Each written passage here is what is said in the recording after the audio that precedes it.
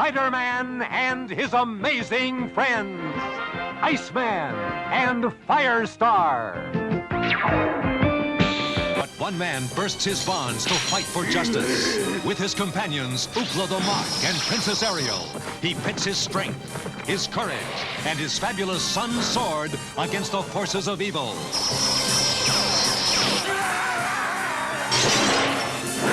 He is Thundar, the Barbarian.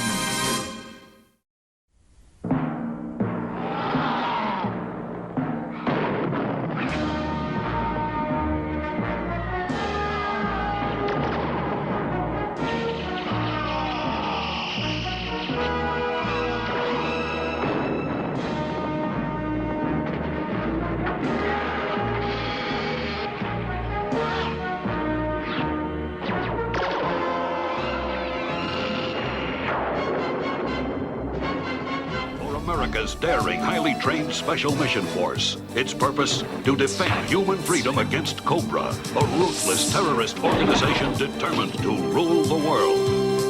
He never gives up, he'll stay till the fight's won. G.I. Joe, G.I. Joe, G.I. Joe.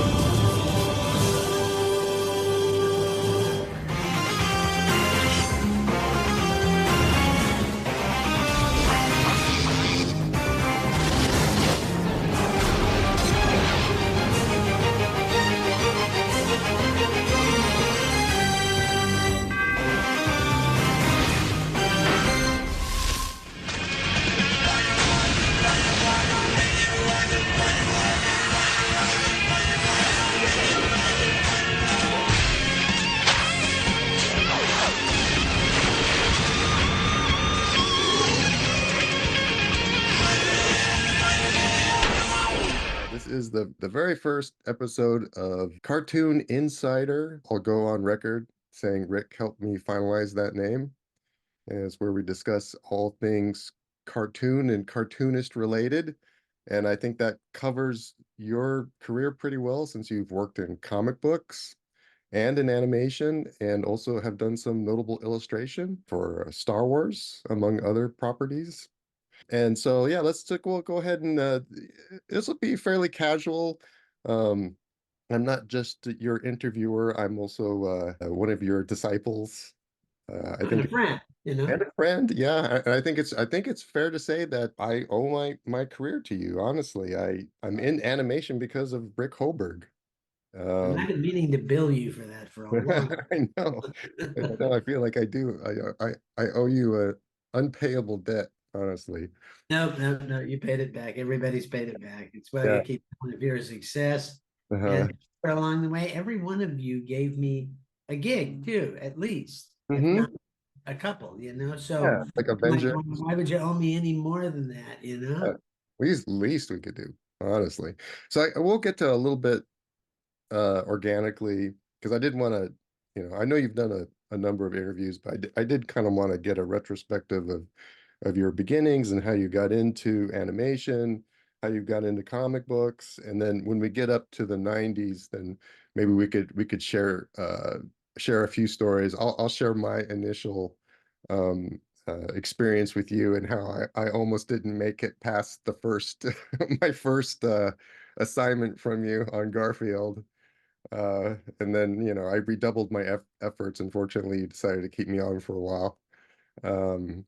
But yeah, so in the beginning, I knew you were working with Russ Manning on the Tarzan strips, right? Yeah. Uh-huh. And And were actually not the strips.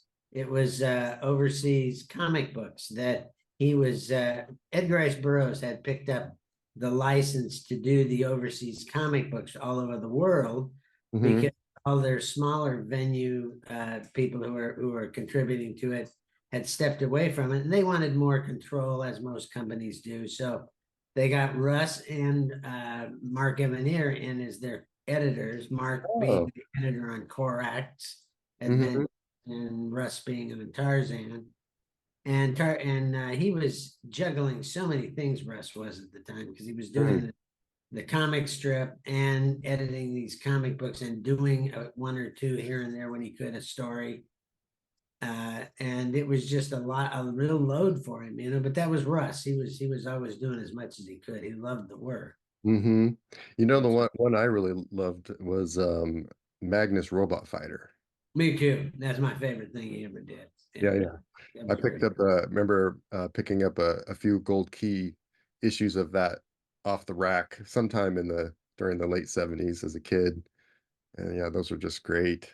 Yeah, it's that great combination of science fiction and superheroes, because Mhm. he's almost, but kind of not quite a superhero. He's just like, he's like a Robin Hood type character. Mhm. And it has all of that great stuff that Russ loved, like the Asimov robots and things like that. And everything was just so interesting to read. The Yeah. one that stuck in my mind, still does these days, is that I think it was Crisis at Weather Control, where the Mhm. robots took over the one of the villain robots took over the weather control that they used to control the weather on Earth. And I thought, wow, that's interesting. And I Yeah. love the villain used it against Magnus as he tried to, Uh-huh. get into the guy's fortress.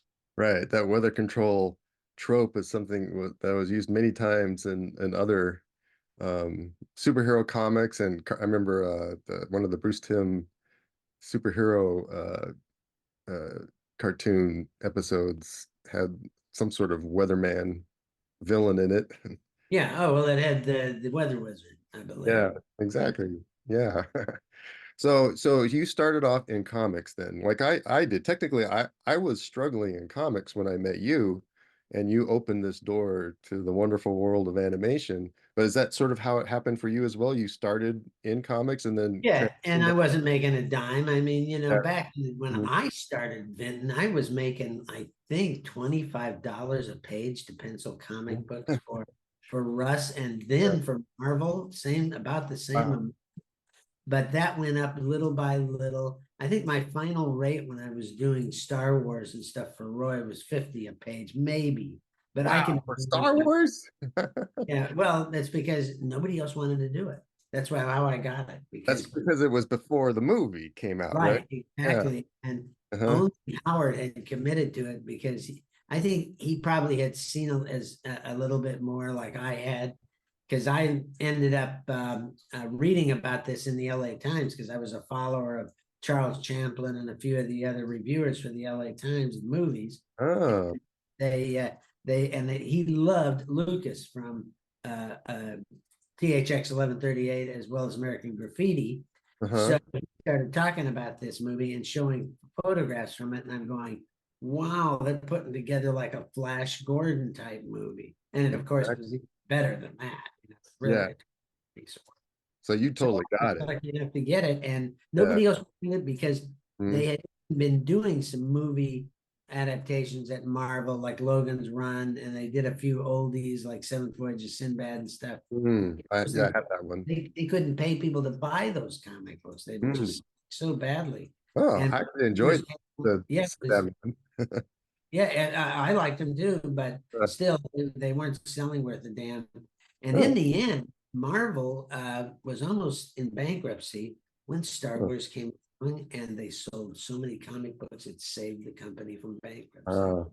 And when I heard about that years later, I went, wow, I was a part of that. That's really amazing. That's one of the other things that made me sort of in awe of you. Was I had that giant Marvel Treasury edition I of, remember it. of the Star Wars original Star Wars New Hope. That's cool. So how did you transition from comic books into animation? All within the same period. And it's so vague to me at this point when I was working for Hanna-Barbera and when I was working for Marvel, because I was transitioning between the two at some points. But generally, I wasn't doing both at the same time. Anyway, I had a call from Mark Evanier, and he said, look, I gave your name to Doug Wiley. He needs some guys who can draw the more realistic stuff for a new cartoon show he's working on, Godzilla. And I went, wow, that's right up my alley. Right. So I ended up going in for the interview, getting the job immediately. And I Mm. was in sitting in the waiting area in the front of the old Hanna-Barbera place on Cahuenga, and I met Will Mineo, and we ended up being excellent friends. We still are today, just great friends. And it was one of those fortuitous meetings. He got the job the same day that I did, and Dave Stevens was already in the crew. Oh, okay. Scott Shaw was there working on, I think, an iteration of the Flintstones or something. Mm-hmm. I met a whole bunch of really cool people, just great. Old comic guys too, like Mo Gollum was one, and Mo was one of the great animal artists. He painted covers for Tarzan comics for Dell, and just Nice. yeah. And of course, Dave Stevens was an amazing artist to create Rocketeer. Yep. Some of the finest comic book illustration I think I've ever seen. I think anybody's ever seen. Yeah, for sure. Well, that's a really cool way to jump in. How did you were you on something like Godzilla? Were you a Godzilla fan before that? Like, because this Godzilla was not the Toho Godzilla. It was very different looking. I Yeah. was a fan of it. I watched it all the time. I was the demographic. I was probably 6 or 7 years old. Well, I enjoyed doing it because they did Godzilla as a monster, and that's the way I liked it. I liked Godzilla, Rodan. I'm talking about the first movies. Once they started to get into the real campy stuff, I just lost interest immediately. That just And of course, I loved it because I was 6 or 7. sure, yeah. And I've learned to love some of that stuff, but I prefer the newer Godzilla stuff. Like I like the American films a lot, but I love that new one. The Godzilla is one. Yeah, we could talk for a while about that. I mean, that's great. I want to stay focused on you, but yeah, that Godzilla -1, I'd say best Godzilla movie ever made, and I did too, yeah. best kaiju, giant monster movie ever made, with the exception of maybe King Kong. Yeah, it's really quite a film. But it wouldn't be there without the original Godzilla. And even without the new American films, there's a lot to say for them thinking, wow, we can do a lot more than we've been doing. That's true. That's a good point. Yeah, great film. Also, according to IMDb, we have Godzilla, but 1978, you have Janna of the Jungle as story director. Oh, it's the same crew, exactly. Oh, okay. I remember and it was given to Doug to do something with it that would fit in with Godzilla, because they just wanted to do it because NBC offered them an hour on this for the show, but they wanted something else besides Godzilla. And those were always going to be half hours so that they could syndicate them separately if they had to, because you might see Godzilla here and there, but very seldom are you going to see Janna Jungle, And that was a lot of fun for me because that was the first show I got to storyboard. Doug gave me a couple of storyboards. Yeah. Okay, that's cool. Really rough storyboards. I was already a fan of Janna of the Jungle because there was a few comic books I had in my collection. I had a very small collection, but one of them was a Janna in the Jungle, and it was beautifully illustrated by one of the or I think it was Rudy Nebras maybe doing the finishes on it, or one of those great Filipino artists. Oh I yeah. used to look at that all the time. So yeah, I was a fan of Janna of the Jungle and Godzilla. And did that pretty much carry you through until the Tarzan Lone Ranger Zorro Adventure Hour? Yeah, between that, there was actually a lot of other stuff right in that vein. I was, like I said, I was working on for Marvel, for Roy Thomas. I got some Cull and Savage Sword work. So you were going back and stuff. forth between cartoon and comics. Right, exactly. Yeah, because I wanted to be a comic book artist. Right. But it's just like me. yeah, there was no denying the money and the benefits and stuff in animation. Yeah, And I cartoons too. In fact, when I got a chance to work with Doug, my first thought was, wow, Johnny Quest, because Johnny Quest really influenced my life. It really Me too. Yeah, that stuff was still going strong in the 70s as far as reruns, and it was, yeah. And the great thing about that in the 70s is there were so many restrictions. Like kids today, I have no idea. Like, you guys were, the shackles were were on as far as what you could do in a cartoon in terms of punching No somebody. knives, no swords, no Uh, bullets. no Yeah. fun. But then, Johnny Quest, it was like, hey, people getting killed. They were Well, staying. Doug taught us how to do that. There's moments in Johnny Quest where somebody will pick up, they'll show you a gun, and then Mm, fire it off stage, and then race and the boys will run past something, and on the body will be a guy laying there like he's been shot and he's dead, but they mhm. never tell you what happened. You're putting two and two together Oh, like they're you. being clever about it. Yeah, Yeah, just yeah. good storytelling. Yeah, exactly. And I actually like that better today than some of the stuff I see. Like I can't sit through slasher films and things like that, which Mhm. are made to just show you the gore and the horror. And I'm Yeah. like, no, no, no. Well, yeah, everything's trying to top the other thing. And I think we've reached the peak. I don't know how much farther we can go, but who knows? I think there's some great horror movies being made Yeah. today. Oh, for sure. Yeah, yeah. And I'm a big fan of that genre in general. But yeah, I was laughing as you were talking about your page rate, I was laughing because that's about what I was getting paid in the 90s for my comic book work. Oh, Uh, they yeah. just haven't, it hasn't gone up much in animation. The top pay that I got in animation was just before I left the business Mhm. to go do comics for a long time, for about 5 years. But none of these guys have had much in terms of a raise since probably the early 1980s. We Yeah. all hit a peak there, and some guys make a lot more than others. There's certainly exceptions according to what Disney wants to, if they want to hold on to a guy, or Warner Brothers does. But in most cases, the union scale hasn't gone up, but just a little bit at a time, Hmm. small. What you Yeah, it do hasn't there? necessarily kept up with inflation for Right, sure. exactly. But the great thing about, I mean, animation, I'm assuming even back then it was you were unionized, you had Yep. medical. So that's, yeah, once I got a taste of that, Oh, I I can't turn it down. yeah, Yeah. yeah, and I mean, initially I was just working freelance as your assistant, but when I got down here and I started getting that, I became part of the union and started getting that, the benefits and everything, and 401k, and I was like, well, Yep.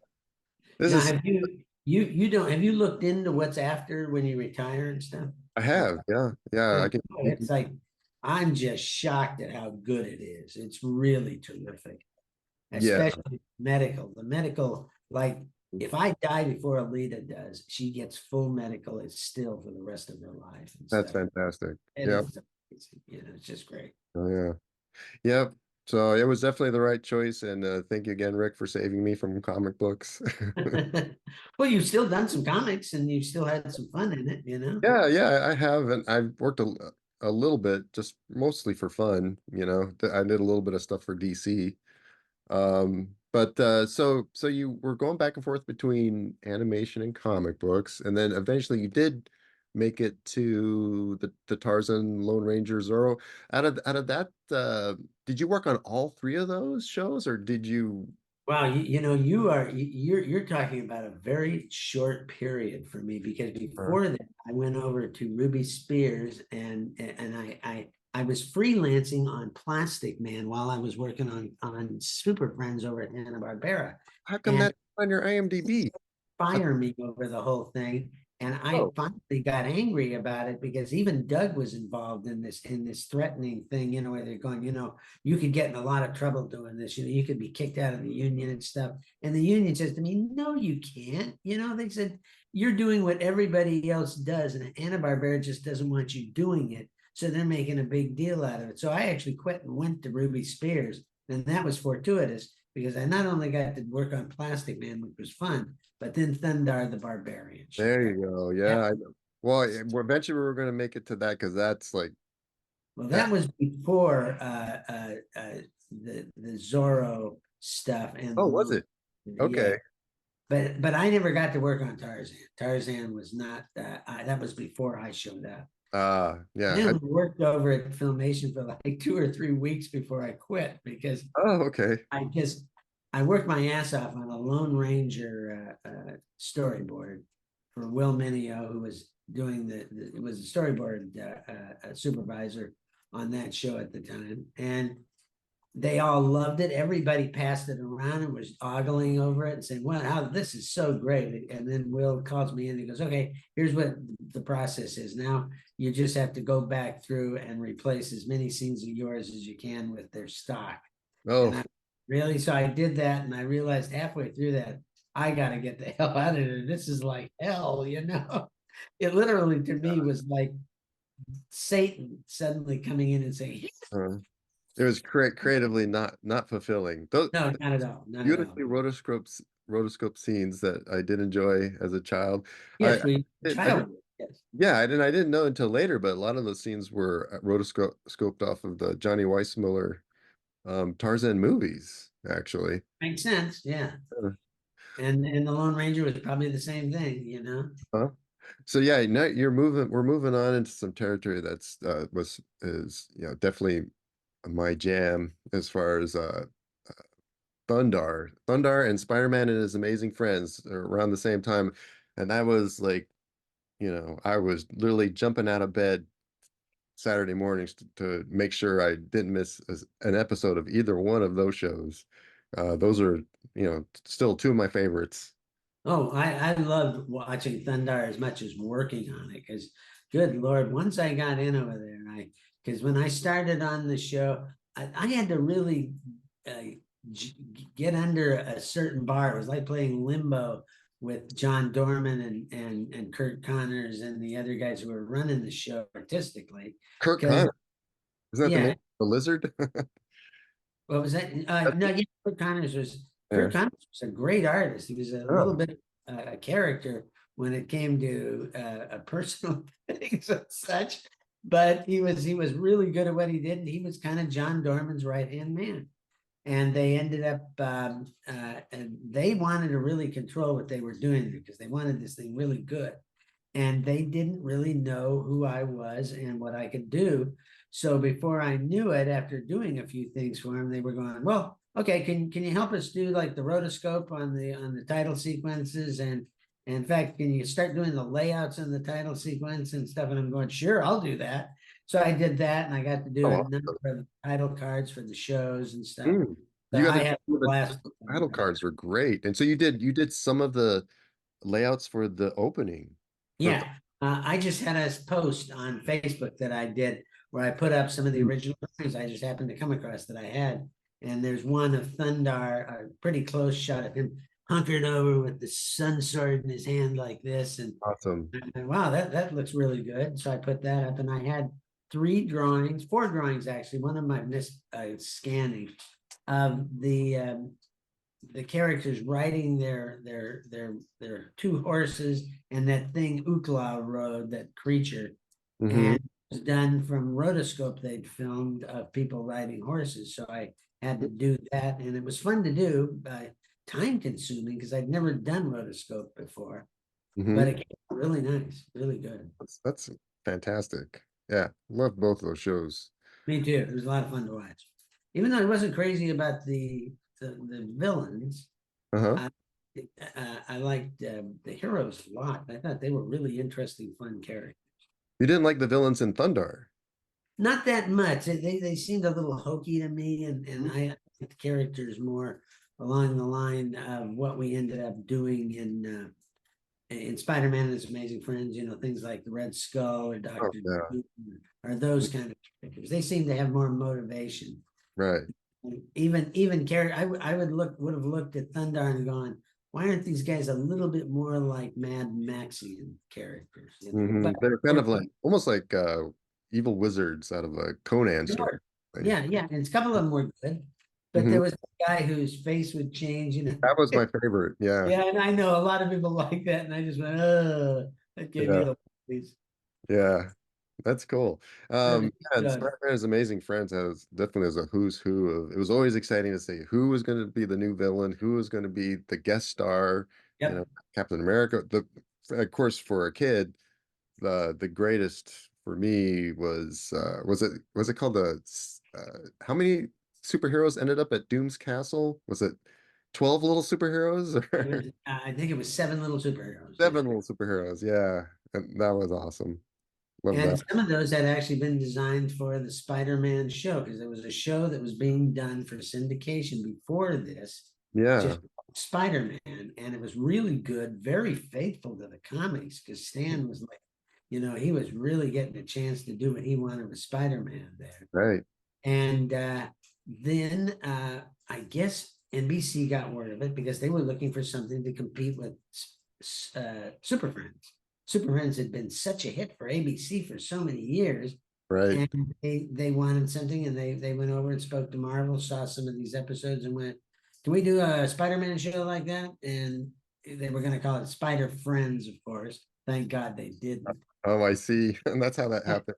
Yeah, because it was Fred Uh, Silverman, yeah, who was running that. That's why we had to have a funny animal in it, because Fred Silverman was one of those guys who wanted it to be a lot like every other cartoon show on TV, where there had to be a right.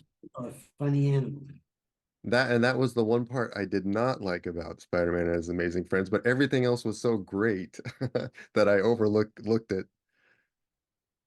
They recently, in the last few years, I don't know when I bought it, but came out with a really nice action figure of Firestar, and I Oh wanted. I'd never had one, and I went out and bought it. Of course, stuck in the package with her, it's Ms. Lion. yeah. Like, Not necessary. no, Fire not there. Firestar was a cool character though, and that was created for the cartoon, I believe. Yeah. And then Yes, it it was. actually made its way into the official canon of the comics. Yep, it did. Yeah, and that's one of those that every time somebody starts talking about, well, who created it, and Mhm.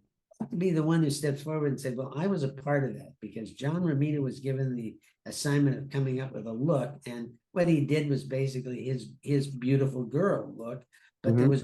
there was no design in the costume. It was just a yellow bodysuit. So Right. it's me, can you give us something more that's more animatable? So I came up with an idea where their hair would be kind of fiery without being fire, Hmm. and we'd have enough on her to where you could see the body contour.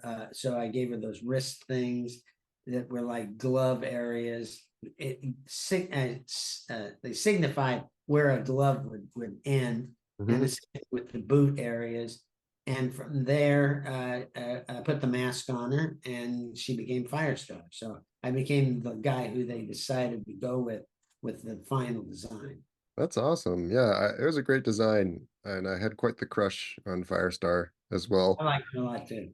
Mhm. But year by year, there was a funny story that we all were disappointed with as it went along. But every season, NBC came back to us and said, we need a little less butt action and Uh, big moves on this girl. And they yeah. would, the next season, well, we need to bring those breasts in a little bit Oh, more.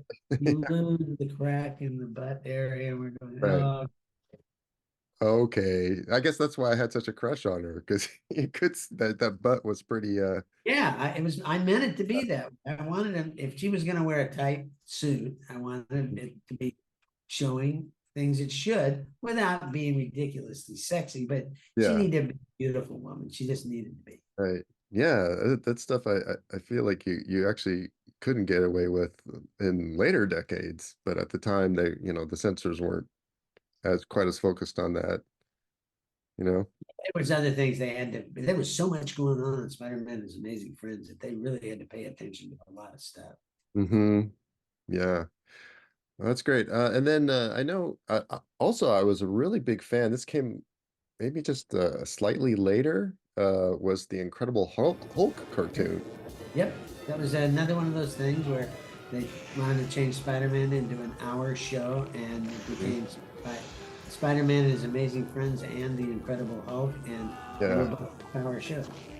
And that I was Hulk in was that too. I got to do the main designs on Hulk and Banner and Betty and some of the villains, and then Russ Heath had come on board, and he would rather work on that show than Spider-Man because he loved military stuff. So mhm, not only mhm. got to do Talbot and Ross, but he Yeah. also got to do all the military stuff in the show, which he just loved. It's amazing art. So you've done a lot of design work as well as storyboards. And on that show, were you directing at this point as well? No, that didn't come until they moved over to the main offices on, what is that, Sepulveda or Sherman Way? What is that boulevard? I lose track now, not living there. What the smaller street that the original, the Patty Freeling Marvel studio was, and then the bigger studio that they moved into. And you probably know anyway, because all of that was gone by the you moved down there. But that was Marvel Productions, and that's the building that you see in photographs that had the big Spider-Man on the front. Oh, cool. Yeah. Yeah, that was before I arrived in LA, unfortunately. Oh yeah. Yeah, but that show was great. Because I was a big Hulk fan, big Spider-Man fan, big Hulk fan, and I was watching the live action TV show with Bill Bixby, which is actually a good show, but it wasn't, as a kid especially, it wasn't giving me the Hulk I wanted. Right, You were exactly. giving me the Hulk I wanted, which is Hulk against the military and against Yep. other supervillains. Even Ang Lee's movie, they got moments where it was just exactly what I wanted, and then they went so far out of control. Totally. No, this has nothing to do with I it. know. I was like, oh, that scene with the tank's amazing. And there was one That's scene where great. he's leaping through the air in a canyon. I'm like, that's the Hulk. And then, yeah, the rest, not so much. Yeah, exactly. Well, it took a long time to get all that stuff right, and it really kind of, for me, started with the Spider-Man movies. That Raimi did. Those were like, wow, somebody knows what they're doing here. Yeah, those finally felt like the comic books. Yeah. Um, so it says you're listed for 65 episodes on Rambo. I'm assuming you didn't work on 65 episodes. It Oh just no, was nobody credits yes. your credits were at the end of every episode, and so Yes, it was required by the union. right, So, right. yeah, so we all got credits on every episode, and to be honest with you, that's the period of my career in animation where I was just making a living and working on a number of shows that I just didn't give a crap about, but I wanted to do good work. So I Sure. was doing the best I could do at that point. And working for John Dorman was always an enjoyable thing because he was a good artist and he was really into the work. That is, he loved comics, he loved that sort of thing. He hired all those great guys like Jack Kirby and so forth. And I remember when I was working, I had just started on drawing Batman at DC, and I went in to visit the guys over at Marvel to go back and I had a will have lunch with him. And I think Larry was still there and stuff. So once I was in there, I realized, oh my God, Gil Kane's here. And I went over and introduced myself and stuff. Then went immediately back over to Ruby Spears and told John, you want to take a shot at getting Gil Kane over here? Because Gil wasn't happy at Marvel. Marvel just had him sitting in a seat, drawing lots, and he didn't want to do that. And presentation was perfect for him, and that's what John wanted him for. So within a week or so, they had a really nice deal, and Gil was making really good bucks for himself. And he needed that time. He needed it. Oh, interesting. I've heard interesting stories about Gil Kane. As a person, was he how was it working with him? I love the guy. I had a great time with him. There was other people that I couldn't have worked with as well, but yes, he was a character. I'm just going to leave when I say a character, imagination in various ways. And certainly I didn't follow his lead on everything, but I love the guy and I love his stories. I loved his character. I love that seemingly arrogant way he had, when really he wasn't arrogant. It was just, he wanted to be a little bit elite, but he wasn't like, oh, you're lesser than I am, kind of a guy. Right. It was really fun when he'd start calling you my boy. Oh, cool. I would imagine he would, someone like Gil Kane would appreciate your work. I mean, Gil Kane's one of the great comic book artists of all time, and he's a great technician as well. Just an incredible understanding of, yes, very consistent, and a great understanding of anatomy and storytelling. He's the one that actually took a shine to me and wanted to go out to dinners and stuff with it. So Alita and I went out with him and his wife a number of times, and we got to be friends, and he was talking to me about the various books and artists that comic book guys come up reading about. Guys like Hogarth, of course, but more guys like George Bridgman, Mhm.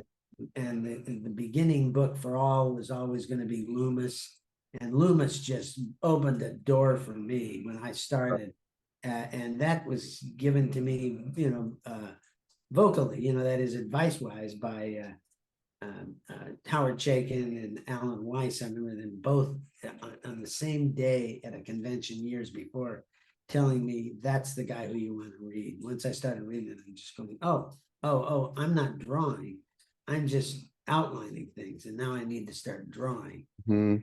And George Bridgman was a guy who I was fascinated by, but I have to admit, at the time, his stuff was so far above me. And that's one of those things that, again, Gil Kane opened the door for me. He said, no, he says, you're not actually ready for Bridgman. He says, when you're about 40 years old in this business, then go back and review Bridgman and see what it does for you.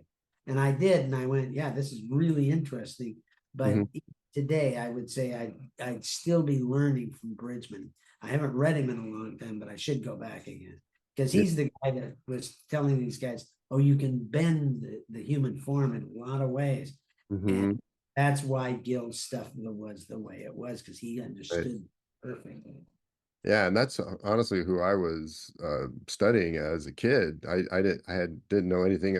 Loomis and Bridgman, though photocopies of their work were still being passed around and Yep. within the animation studios when I came down in the late 90s. Yeah. But when I was a kid, I was definitely studying anatomy from guys like Gil Kane because he just seemed to have such a good understanding of it, but also just such a great way to interpret it.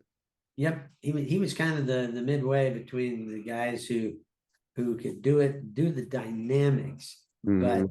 we're thinking more in terms of motion and dynamics. Jack Kirby is, Right.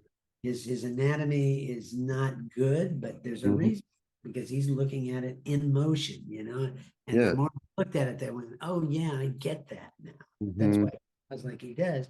And guys like Bern Hogarth, who was more interested in the anatomy than he was in storytelling, in my Right. opinion, because Mhm. there's so many of those ballet Yeah. ballet poses he would put on Tarzan. I'd go, wow, that's beautiful to look at, but Tarzan's not going to look like With that in his action. hand kind of like doing this. Yeah, that sort of thing. Yeah. And then, yeah, about it. And, It's fun to look at. I love and his those work. were the drawing books that were everywhere in art stores. Was the Yeah, Bernard Hogarth. So I had the Bernard Hogarth. But yeah, even at an early age, I just wasn't responding to it as much. So I'd just as soon crack open a Gil Kane comic book or John Buscema, who was yeah. awesome. How to Draw Or Them Russ All Day. Manning for me. Yeah, I love Russ Manning's work, because Russ Manning yeah, it's was great. he was one of those guys that you look Mm. at and it would stimulate your imagination, and your own imagination filled in the gaps of what he wasn't able to draw as well. And Mhm. that's really good cartooning in my estimation. We've had a number of guys in recent years come up. Darwin Cook is just Mhm. exactly that kind of guy. Yeah. And I still have books of his I haven't read yet, because Mhm. I want to save them and read them later. Most of the Parker stuff I haven't read, because Mhm. even I've read the books, the actual books, and I've watched a number of movies based upon them. But I just love the way he tells a story. His spirit was the only version of it, other than Eisner's, that was true to the character. Yeah. Everybody else has done a good attempt, but they're not doing the spirit. Yeah, I think it's fair to say he was a genius and He was. he was taken way too soon. Yep. I had the pleasure of knowing him, not super well, but he was working at when I came down in the late 90s and wound up at Sony Animation. That's where he kind of jumped in to direct on Men in Black, and eventually, Great show. he dipped back out and just started doing those Parker novels, and then yeah, unfortunately he passed on and in his while he was still in his 40s, I believe. I think he was like 51 or 52. Oh, okay. He Still, was yeah. Much, really, yeah. yeah. Somebody asked me, would you rather have been great or rather been lived a long time? I go, I'd rather live a long Yeah. time. I've had my time though. I've had some great moments. I really am very pleased with how my career turned Right. out. Yeah, as I've gotten older, I mean, you start to realize the importance of things other than the work, that's Right. Yeah. the family and friends and hopefully a nice long life to live. Yep. That's what I'm hoping for. I mean, here I've ended up with, there's no secret to it that I've ended up with Parkinson's, but Mm, it's not affecting me noticeably. Look, my hands aren't like hey, all the time and stuff. yeah. And that's how it started, with a small shake in it. And I've ended up at one of the best clinics in the United States, right here at Evergreen Hospital. And Oh, fantastic. yeah, and just recently when I finished doing some physical therapy, because I just wanted to make sure of a few things, and I found out my balance was really one of my bigger problems, and I've adjusted it, so it's really good now. Oh, great. Meeting with my neurologist for the year in Uh-huh. October. And I said to him, everybody in that clinic seems to be in terrible shape, and I'm actually doing really well. Hmm. And he says there's different levels to this disease, and you're on a real low level. You've got it, but it may not affect you until you're extremely old. Like Thank God for that. That's yeah. great. Wow, I'm blessed. Yeah. I remember you told me about this. Was it maybe 2 years ago? Yeah, yeah. That's when I was actually diagnosed. But looking back on it, I think I've had this for 7, 8, maybe 10 years. Hmm. Oh, And the man. reason I know that is because when I go to conventions and stuff, my Mhm, hands are shaking a lot. I have to, mhm. And actually, I've been able to control that because I still draw really well. In fact, Oh, I'm doing fantastic. really well right now. Mm-hmm. And if my hands are shaking in the slightest, I can focus this hand so it's doing what I want, and this hand will be shaking a little bit. I'm going, Oh, okay. You can just sort of shift it. yeah, I can actually think about it and make it do what Oh, I want. that's awesome. Yeah. Yeah, that's great. So you're still drawing every day? Oh yeah.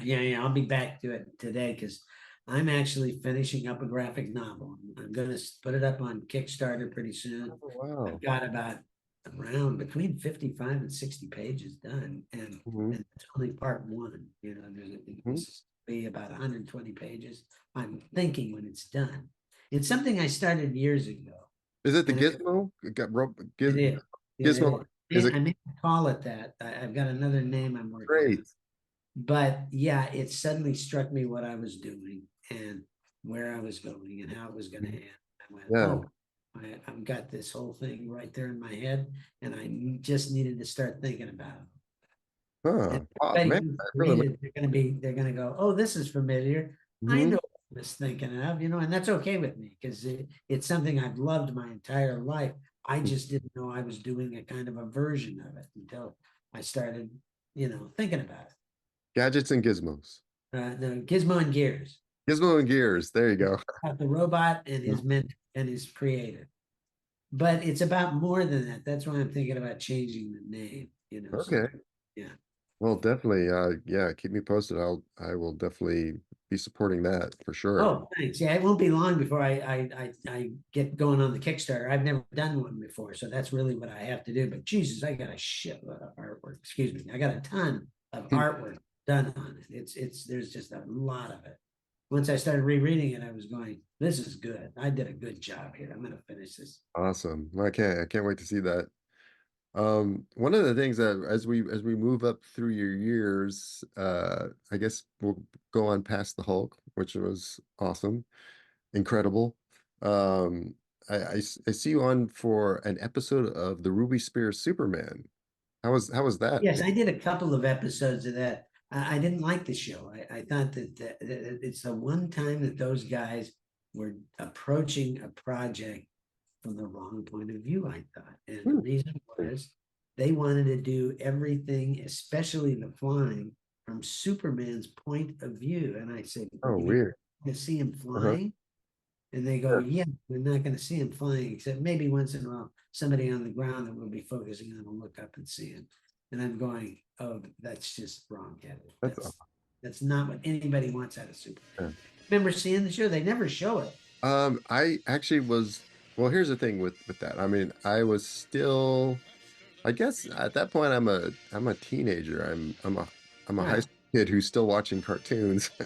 So, but I I think still did. Yeah. they didn't, yeah, you're right. It didn't have a very long run, maybe just 13 episodes or something. That was it. We I got just one happened, season, happened no to deal. catch, I just happened to catch one episode, and I thought it was pretty good. And I'm such a huge Superman fan. I was Well like, oh my produced. God, there's this Superman cartoon, and then it became like this thing. It just like I only saw a bit of from that first season, maybe not even a whole episode, and then I was just like, oh my God, there's a Superman cartoon out there that nobody knows about. And then so it was like years later, it came out on DVD, and of course I bought that. And yeah, you're right, it wasn't the best, but I do have kind of a soft place for it.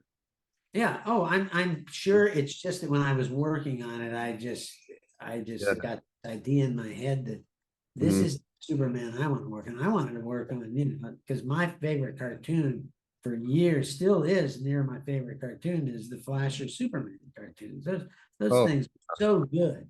Even yeah. with the prejudice in certain episodes and stuff based in the war effort, it really is a wonderfully done cartoon. Just excellent. Yeah, I own all those on DVD. Yep. But No, yeah, there's some great ones. You can just right. I don't even buy them anymore because you can flag them on YouTube when they come up with even new restored versions. Like I've got all the newly restored ones bookmarked, and I can just go Yeah, and watch them that's on. true. Yeah, DVDs I never watch, but so there's something, it's old habits, I guess. You just have to have it as, part of your collection. But yeah, Oh, I agree. Yeah. it was the best Superman animated until the Bruce Timm stuff came along, for sure. Yep. There we go. That's Superman. I mean, there was so many great episodes. There's that one episode with the parasite and that scientist Yeah. who takes his mind from him. Every time that's on, I sit and watch it because it's such a brilliantly written and performed cartoon.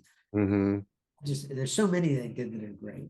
And animated too. They were lucky Oh enough yeah. to have TMS, which is high-end Japanese Yep. studio animated, at least a handful of those episodes. I worked on their Mighty Orbots.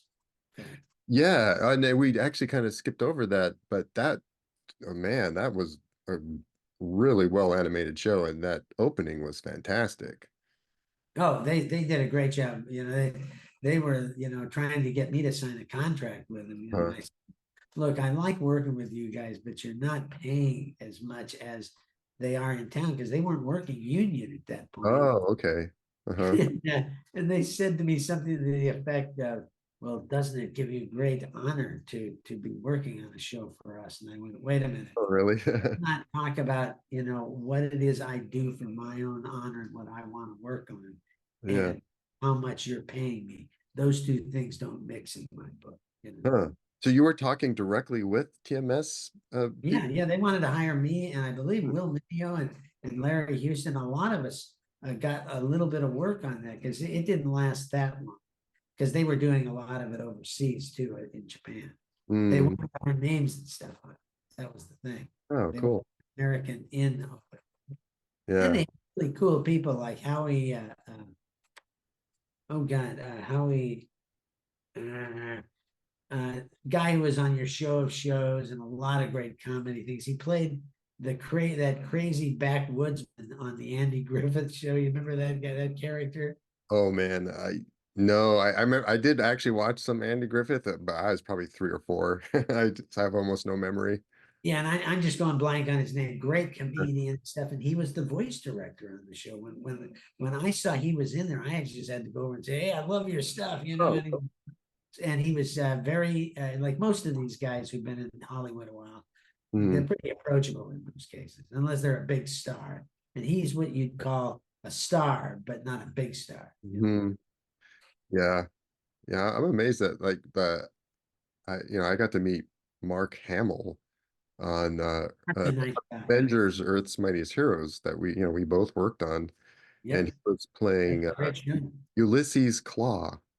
the Black Oh, Panther. did he play Claw? Yeah. Yeah, and he came I in and would know that because I watched every episode of that. I not only enjoyed working on it, yeah. I enjoyed watching it. It was a Yeah, lot. it was the Marvel comics that we Yep. knew and loved come to life.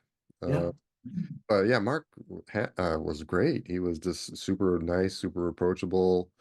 Um, yeah. Lita and I went out with him and a young lady he was seeing at Comic-Con one time. We went dancing with him and stuff. It was a lot of fun. Really, Really that's nice guy. great. Yeah. Very cool. All right, so yeah, we're getting up into the years. We're starting to get close to where I uh made my way into the industry thanks to you. I see Pirates of Dark Water, which I was a fan. Well, and let's not forget one that the fans love, Defenders of the Earth is Oh my one God, that that all me included.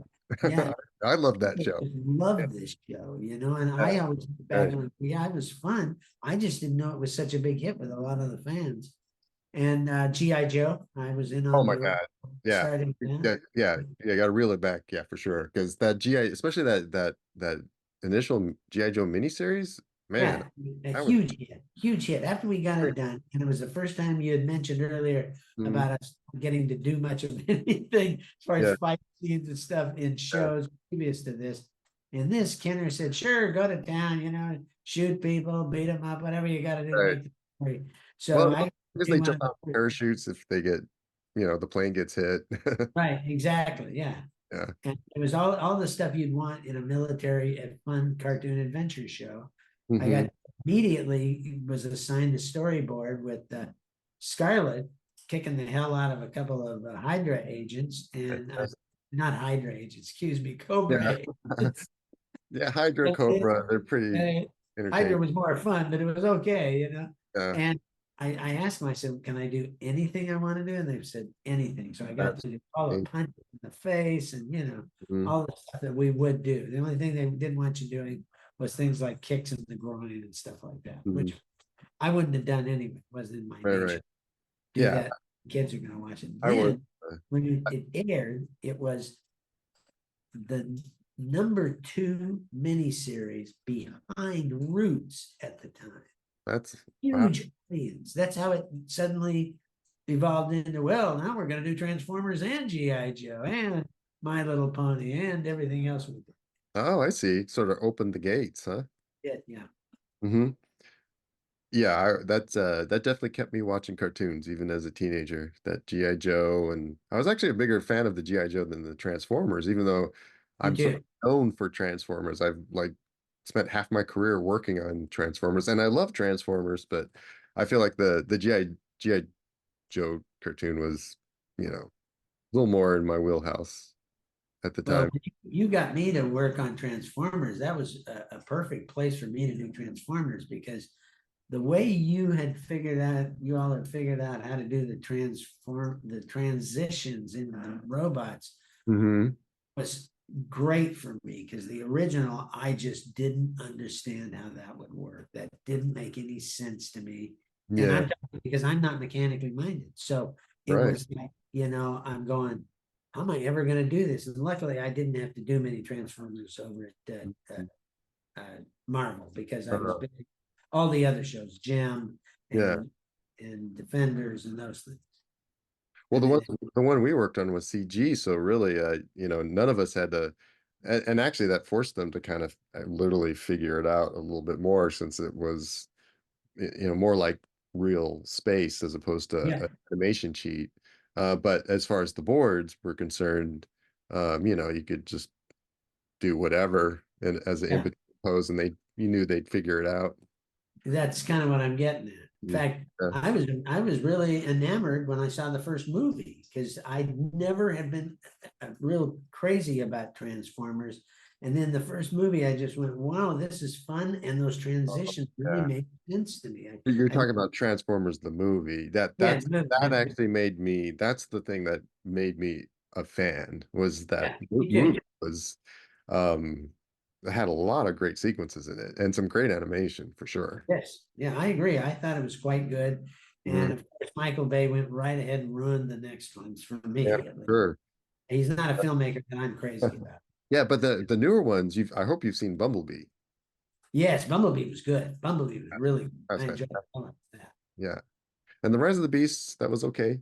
Not bad, but yeah, That I haven't seen yet. I'll probably watch that. Is it on? It's yeah. What is it? HBO Max or something like that? yeah, wherever they're showing those. Yeah, yeah. Probably Bumblebee's my favorite live action version of Transformers so far, but yeah, the new one was pretty good. So yeah, definitely don't. And you didn't work on any Transformers, or you just worked on J? Not at Marvel, no. The only time I wanted to see something or get involved in something going on was when I heard that Orson Welles was recording over at this recording studio with Nelson Shin directing him. And I ran over there just to be one of those people standing at the window watching. Oh, you And saw that. yeah, it was great. It was Oh, hilarious that's because Nelson was that's trying to cool. be all business and Wells was having, he was in command and Nelson just did the best he could to work with. Oh, okay. He was Orson Welles. What do you want? Yeah. Was he having fun with it in the booth, or? He did a great job with it, I thought. Yeah, I thought it was. Nelson probably knew he was going to get something good out of it no matter what happened. But, a director is going to go, no, can you give me a little bit more of this? And Wells would say, no, I'm going to do it like this, And so Mhm. he was getting exactly what he wanted out of it. But Wells was getting a character out of it that worked for him. He was Mhm. that big planet thing, if you remember. Yeah, Unicron. Yeah, exactly. Yep. Perfect casting. All right, cool. Yeah, those were some great years for sure. Um, and so getting past that, I guess we're getting into the early 90s. Well, there's X-Men first. The Right? Pride of the X-Men was right at the Oh my time God, because when yeah, we Pride of the were X-Men. right Man, because that was so great. I studio was that go did ahead. air on television, right? Yes, it But did. I believe I watched that on television. I was completely blown away by how good it was. And it Yeah. was then shelved for a while, but has since become quite a collectible. Oh And yeah.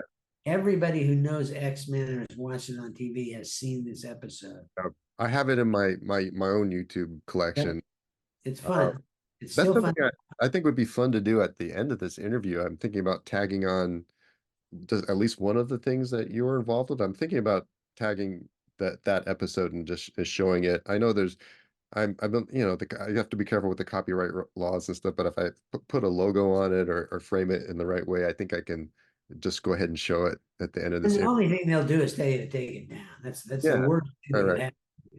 Yeah, but that thing was so was that and what did yeah, please tell me like what was your involvement with the Pride of the X-Men? Will and Larry and I were called into Margaret Lesch's office, and she said, because Marvel was going to shut down. Marvel was at the point where they had no more work, so they were going to have to shut the doors.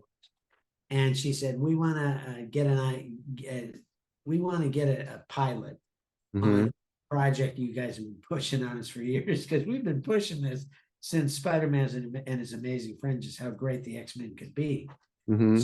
So they said, we want you to take a meeting with Stanley and you guys come up with an idea and get a story going, and then you're going to go ahead and produce and direct it. And we all went, okay, we'll do that. Okay. So went over to meet with Stan, and Stan really, he wants to see anything by Marvel get off the ground because this is why he came to Hollywood. But Marvel had made so many bad deals that other people literally owned the options to most Mm-hmm. of the characters. And X-Men they just didn't have any idea what they had. It was so perfect for television because here you had a group of teens, kind of, and they were all like misfits, but they were helping the world. It's like every teenager feels like that at some time during their life, and Yeah. they have friends who are like them. And boy, if you could like have superpowers on top of that, that would really be awesome, And I thought we're gonna have something here to sell. And when we started talking to Stan, he thought it was all about Professor X and the Beast and Cyclops and Marvel Girl and the Angel and Iceman, and we had to tell him no.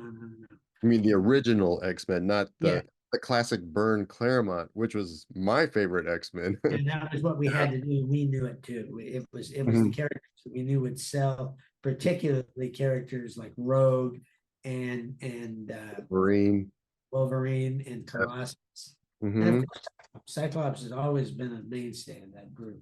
So anyway, we told him what we thought, and he said, "Well, you guys know more about this than I do at this point. You just go ahead and do it." And we went, "Really?" And they went, "Yeah." So they totally gave us this thing to do. And we ran off and went and talked to Larry Parr, the writer. We told him what we wanted because we'd discussed this. And what we really wanted was an introductory story to Kitty Pryde coming into the X-Men, because we wanted this scene from a kid's point of view. So that somebody the kids could look at and say, "Yeah, I'm like her." And the others are a little older, but then you can look at the superheroes and believe them more. If she believes it, you can believe it. It's kind of the idea. Yeah. And then before in movies and stuff, one of my favorite shows was always The Rifleman, and how his son was the one whose point of view you were seeing the stories from. And of course, you could see his father as bigger than life. And that's why Sam Peckinpah wrote it like that. Yeah, that was a great show. Yeah, it's still a great show. It's still good to watch. So we went ahead with that. And the other two guys, besides the fact we each did a sequence of storyboards. I did the whole second act, Larry did the final act, and Will did the opening act. And Russ Heath did all of our character designs for us on it.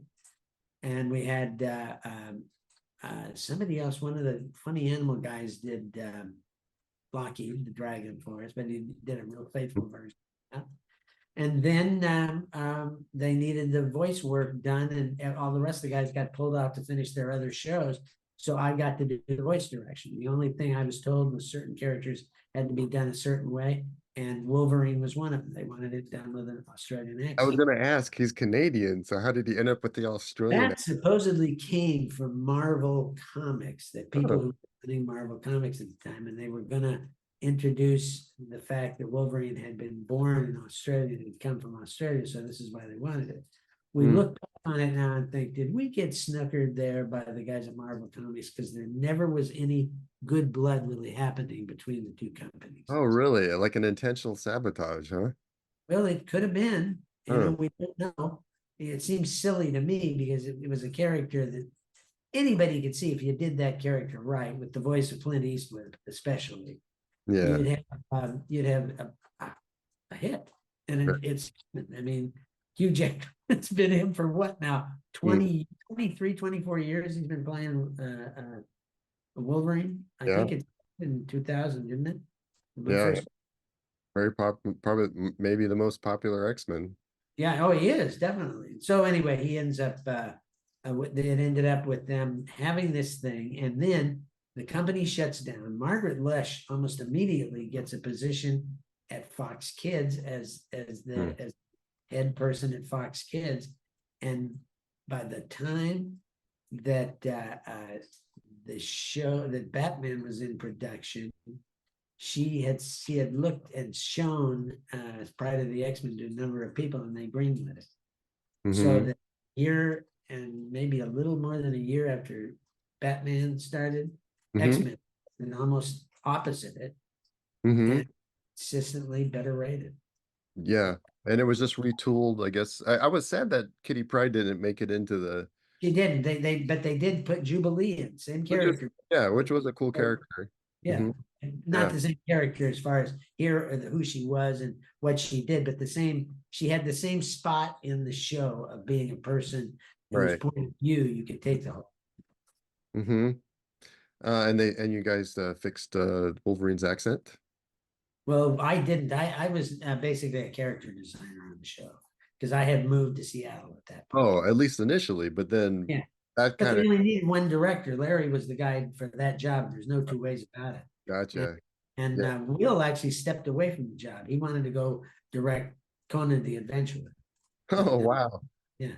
I'm a gigantic Conan fan, but that's almost like the Conan the Adventurer kind of suffered in the same way that the Rambo cartoon and the RoboCop cartoon suffered, is that they're not really kids' properties. Exactly. So it's like if you're a fan of any of those. It's rough to kind of like, you know, see Conan with the cartoon bird, you know, not really being very Kids running coherent. around with him and stuff. Yeah, it's just Yeah, not. But yeah. Will always do good with stuff like that, and he did. Mhm. Still today, you have to admire where Larry is with that whole thing because Oh yeah. actually being paid as a consultant by Disney over Uh, on the new show. It's so beloved, that whole Yep. cartoon.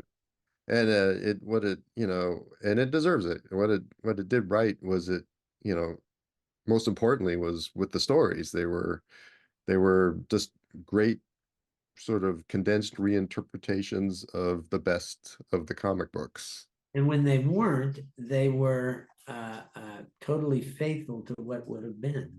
Yeah, The true. Mm-hmm. Claremont actually, as far as I recall talking to him about it, was not a huge fan of the show, but he admits that it was on the money when it came to who these characters were and stuff. Yeah, it sort of created its own continuity. Though I'd say, to me, it's similar to Young Justice, which is, Yeah, exactly. one Yeah. I've worked on quite a bit.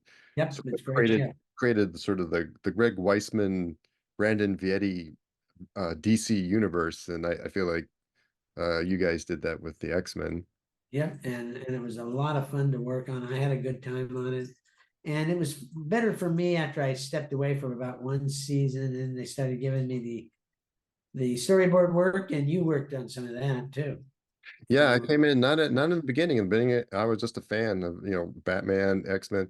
It's sort of, for me, it was like comic books. As I got older, the medium seemed to evolve and mature with me. So comic books, yeah, as I started losing interest in the 80s with what I'd been reading as a kid, Alan Moore and Frank Miller came along, and in animation it was getting into the 90s, was becoming more sophisticated story-wise as well. And certainly that was the case with X-Men, and also with the Exo Squad, which was a show I was lucky enough to get a help you out with as well. I thought Minio did a great job, yep. presenting a story that was episodic, and the characters felt three-dimensional, and then there was Batman. So there was a lot of great stuff coming out. Oh yeah, it just gets better and better, And Mhm. the whole Yeah, thing and is, to this day, there's some, it's that's something that animation has just, continued to evolve and become better and better. my momentary favorite show is What If Season 2. That was freaking brilliant. I Those think I just saw the the first episode of that. The first season was great as well, but first yeah, season is great, but the second season even is so better, huh? beautiful. Yeah, that Mhm. when you figure out along the way what the motivating factors are between the two main characters, because it's all episodic. It all hooks together. This stuff. Oh, okay. I can't wait to watch the rest It's of it. really Honestly, there's so much great stuff out now. It's like oh, you there is, yeah. have The the Spider-Man films, list. yeah, those Spider-Man animated films, like when I Mhm. finally went and saw Across the Spider-Verse, I just went, holy cow. Yeah. There's not only for every Spider-Man fan in this, Mhm. there's for everybody who ever worked on it. There was a moment in that movie when I'm watching them go through that rogues gallery of the captured villains, and Yeah. there's Video Man. I created that I character. know, that's awesome. Yeah, that's I so great. just went, whoa, just like this thing is just really rich in the lore. It's a real love letter to Oh, all it's great. Yeah, Spider-Man. yeah, it's great. Both the Yeah. movies are really wonderful. Yeah, I got to see a special screening of that. I'm friends with Joaquin Dos Santos, A one of the brilliant directors. And artist and director he is. Yeah. he's brilliant. And honestly, the movie is mind-blowingly good. I think it's like it should get the best movie of the year. It's really that good. Oh, I agree. In fact, I'm kind of laughing at all of the people all of the lists of best movies of the year, and they're not Mhm. talking about Oppenheimer. They're not talking Oh, I haven't about even seen them. I've stopped. Godzilla. So, Yeah, Oppenheimer is really probably the best thing he's done in yeah. a while. Because I like Dunkirk, Mhm. but another movie he did about the time traveling back and forth. Uh, oh, I like that one. That was so dopey to me. It doesn't make any sense to me whatsoever. Yeah. watched it because I love his films, but you know, Yeah. Can't remember the name of that one off the top of my head, yeah, but yeah, Dunkirk, he's definitely better with the more grounded stuff. Yeah, I Dunkirk was think so. Yeah, yeah, I think so. really great. And I haven't actually seen Oppenheimer, but it's on my Oh, list. Sure. terrific. Even Yeah, Barbie. I finally watched Barbie, and I I just went, did "Oh, see that. this is totally enchanting." You know, it It was was like fun. Yeah. it was, yeah. And it was that last line in the movie that I went, "Wow, every parent in America must be cringing for a moment. They're gonna have to explain to their son what a gynecologist is." You Oh, know, yeah. that Yeah. was That's funny. strictly for kids. Yeah, yeah, Sure. yeah. Yeah, yeah. But yeah, so getting back to the X-Men animated series, I guess that's about where I came in as one of your assistants. There was me, Yep, there was yep. John Miller, Tomas Cisneros. We were like I don't I you know, that was just actually a wonderful time. And But Kirk, really how many years was that we did that? about 2, 3 years, something like So that. It that's wasn't super long. long. Yeah, I it look did take back on long. it like it So much was work. longer, but it really was not super long period of time. Yeah, look at all the work we did on Spider-Man Unlimited. We did half of that series that year. Huh. With 3 months, we did 6 complete storyboards, complete shows. Mm-hmm. That's just stunning to me. And they Yeah. were good. I mean, I remember drawing a lot of that and going, how the hell am I turning out a full show every 2 weeks, you know? And these guys are doing finishes on it. And Yeah. it was good stuff, actually. Mm-hmm. Yeah. Because they Well, had stuff. you had a little crew of guys working for you. All of you were solid, you know. The only one who failed me was Mr. Van Wormer did because he just missed a deadline, and I warned everybody that Oh, okay. he's the one I had to fire because I needed to make it Oh, wow. exciting. They screwed me because Yeah. he was expecting me to pick up the ball, and I didn't have time to pick up the ball. Oh, wow. So it was like adios. But he's such a good artist. You know, he's just terrific at what he does. He is. Yeah. Yeah. Still working. But yeah, I'm glad I made it through. I know I kind of almost dropped the ball a few times myself. And initially, like I was saying with the Garfield, you told me you'd give me one more chance. You gave me that one chance, and then so it was a Garfield. I dropped the ball as far as quality, I guess. I was just trying to make sure I got the work done for you. Sure. I was also working up in it was almost a surreal experience for me because I was going up to Mike Grell's studio because that's where Brian was working, and I was working in Mike Grell's basement, who was a guy, That's where we all were. Yeah, because another guy I admired, and then yeah, so it was. I just felt, I guess, all this pressure and trying to get the work done, and it was must have been subpar. But you gave me one more chance, and as I recall, that was on Exo Squad, and then I just literally, I remember towards the end of that deadline, I was like, I just stayed up all night, like that's what you have to do at the this beginning. 20 hours is I'm gonna make this no matter what. I'll draw. If it didn't look right, I just redrew it. I probably added way too much detail on all the exo frames and stuff, but that You got gotta me have love quicker. to do this work. You know, you really gotta love to do the Yeah, for work. sure. You I gotta know a really lot of want it. guys. Yeah. I've known a lot of guys who are very talented and they Hmm. couldn't. There was a guy that Grell used a number of times that DC liked, and he was Hmm. a really good artist, but he kept blowing his deadlines and Hmm. not finishing work, and they had to let him go because Dick Giordano is only going to put up with so much of that as Yeah. an editor, and then Hmm. he's let the guy go because he obviously doesn't have the balls for this. And I Hmm. Yeah. that early on because I screwed up a deadline and I paid for that big time. Hmm. I Yep. talked to Doug Wildey. I didn't finish a storyboard and I came in late on a Monday with an incomplete storyboard because we were doing whole quarters of a 15-minute show. They'd split it up between 4 of us and we'd have to do it over the weekend, the whole board. Weekend that you're supposed to be taking off. And I did. I went and Yeah. got drunk one night and I didn't get Oh, it finished. yeah. And Doug said, well, what's going to happen here is you're not getting paid and you're going to have to pay the other guys in the studio here to finish that because it's going to be. Oh, So, that's well, crazy. I did get paid, but all my money went to the other guys having to get the work done. And I learned my lesson and I went, Yep, that was fair. I look back on that and go, I got exactly what I deserved. And they Right. still continue to use Oh, me. okay. and I So keep having- good life lesson. Yep. Mm-hmm. Yeah. So yeah, what is it? Is that the trifecta is this: if you can do quality work, do it on time, and be reasonably a good person that people want to work with, then Yep. you're golden. And if That's you the whole thing. Yeah. just do two of those things, you can maybe get by. Like if you're Yeah, just as a director. yeah, like if you're nice to work with and hit deadlines, but maybe your work's not that good, or if your work is good but you're an asshole, but you hit deadlines, you know. But so if you get two of those things, you're still maybe okay, but three of those things, then Yeah, there's all sorts of combinations. You're right. You know, yeah. exactly. And you're definitely the trifecta, Rick. Well, not these days. My Yeah. last few storyboards, I was just like going, I just haven't got the guts for this anymore. I got to get out of it. I really felt like it It's wasn't. hard work. Well, and I'd also had a few really good jobs just before that. I had the Avengers, which I really, and then Halo came along for me, Mm-hmm. and there was Transformers and one other show, and then I ended up on Carmen San Diego for a Canadian company.